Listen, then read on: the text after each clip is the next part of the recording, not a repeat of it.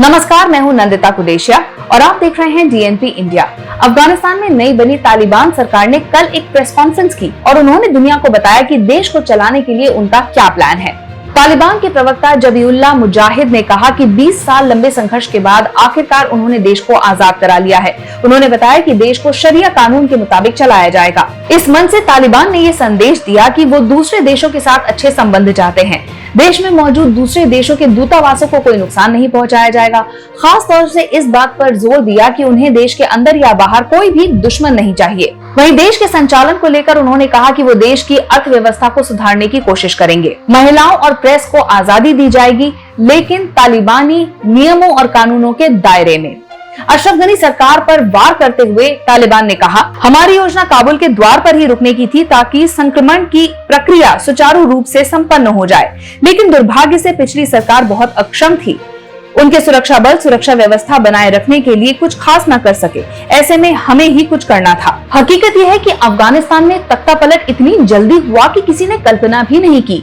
दुनिया के कई और देशों को ये अंदेशा तो था कि हो सकता है तालिबान अफगानिस्तान पर कब्जा कर ले, लेकिन ये सब इतनी जल्दी हो जाएगा किसी ने नहीं सोचा था। यहाँ तक कि व्हाइट हाउस भी आश्वस्त था कि ये मुमकिन नहीं है। 8 जुलाई 2021 को अमेरिकी राष्ट्रपति जो बाइडेन से एक पत्रकार ने सवाल पूछा था, क्या अफगानिस्तान पर तालिबान का कब्जा होना तय है? जवाब में उन्होंने कहा, अफगान सरकार के पास 3 लाख की संगठित फौज है, एक वायुसेना है, जबकि तालिबान की संख्या करीब 75,000 है। कब्जा होना तय नहीं है। यह हैरानी की बात है क्योंकि बाइडेन के इस बयान के महज 36 दिन बाद ही पूरी तरह से अफगानिस्तान पर तालिबान का कब्जा हो गया। आइए आपको 9 जुलाई से लेकर 15 अगस्त के बीच में किस तरह से घटनाक्रम हुआ है ये बताते हैं। 9 जुलाई को अफगानिस्तान के कुल 398 जिलों में से तालिबान के नियंत्रण में सिर्फ 90 जिले थे। 141 अफगान सरकार के नियंत्रण में थे और 167 जिलों पर अफगान सेना और तालिबान के बीच संघर्ष चल रहा था। 29 जुलाई तक यानी 20 दिन में तालिबान ने 15 और जिले अपने कब्जे में कर लिए। अब 105 जिलों पर तालिबान का कब्जा हो गया, लेकिन 11 अगस्त से तालिबान के रुख में और तेजी आई। ये वो दिन था जब तालिबान ने फैजाबाद के पुल ए खुमरी पर कब्जा जमाया और कुल 117 जिलों पर अपना परचम लहरा दिया। 12 अगस्त को तालिबान ने गजनी और हेरात में कब्जा कर लिया और 13 अगस्त आते आते कंधार और लश्करगाह पर भी अपना नियंत्रण कर लिया। 13 अगस्त को तालिबान के कब्जे में 132 जिले आ गए थे। इस संघर्ष का रुख पूरी तरह से 15 अगस्त को पलटा, जब तालिबान ने कुल 398 में से 345 जिलों पर कब्जा कर लिया था। दुनिया के तमाम देश हैरान हैं कि कितनी तेजी से तालिबान ने अफगान फतेह कर लिया। इसकी एक बड़ी वजह यह है कि पिछले 20 सालों से तालिबान इसकी तैयारी कर रहा था। अमेरिका और नाटो फोर्सेस की अफगानिस्तान में मौजूदगी के बावजूद तालिबान लगातार अपने आप को आर्थिक रूप से मजबूत कर रहा था। एक रिपोर्ट के मुताबिक तालिबान को सालाना 30 करोड़ डॉलर से लेकर 1.6 अरब डॉलर तक मिलते हैं। संयुक्त राष्ट्र की जून 2021 की रिपोर्ट के मुताबिक तालिबान को अधिकतर पैसा गैर कानूनी गतिविधियों से मिलता है।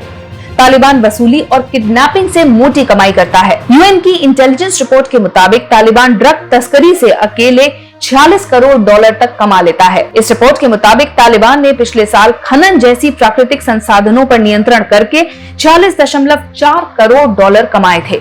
2016 में तालिबान फोर्ब्स की टॉप 10 आतंकियों की लिस्ट में शामिल था। आईसिस इस लिस्ट में सबसे ऊपर था, जिसकी कमाई 2 अरब डॉलर थी। 400 मिलियन डॉलर की कमाई के साथ तालिबान 5वें नंबर पर था इस फोर्ब्स की लिस्ट में। कुछ विशेषज्ञों का मानना है कि तालिबान को पाकिस्तान से भी फंडिंग मिलती है।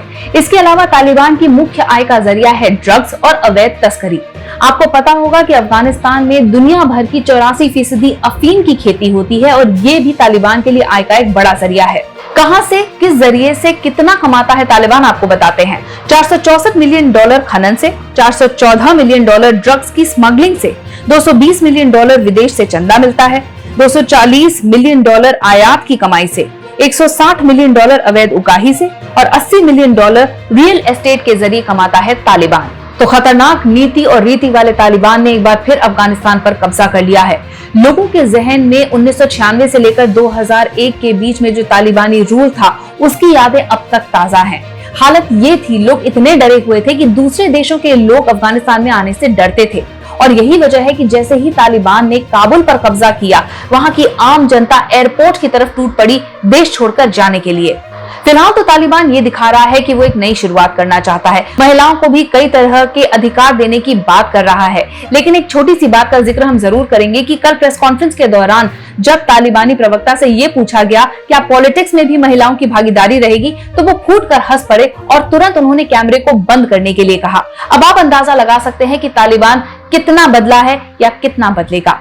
इस रिपोर्ट के बारे में आपकी क्या राय है, कमेंट सेक्शन में जरूर लिखिएगा। और साथ ही अब तक अगर आपने हमारा चैनल सब्सक्राइब नहीं किया तो जल्द ही इसे सब्सक्राइब, लाइक और शेयर कीजिए। नमस्कार।